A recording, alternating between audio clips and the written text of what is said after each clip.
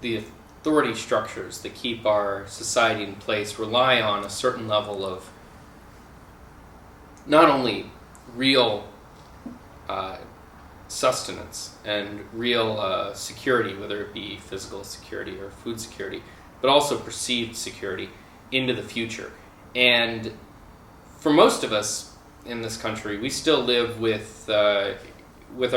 still live fairly high above those thresholds. But for people at the bottom, they live a very precarious existence where if for too long they live below that threshold of security, food security or physical security, they're going to start to seriously doubt the authority figures and authority structures that would normally keep law and order, keep people in place.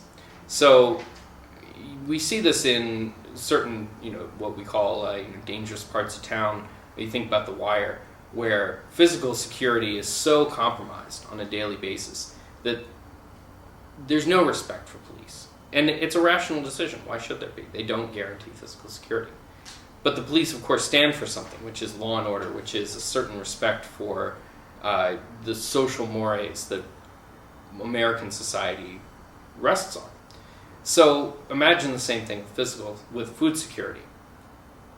If people go from day to day feeling like they're so far below what everyone else has that their access to quality, sustaining food is pretty compromised, and that they feel pretty left behind by not only the middle class and upper middle class and elites, but also by the very government that they supposedly elected to prevent this insecurity from occurring, pretty quickly they're going to turn against them or disregard them.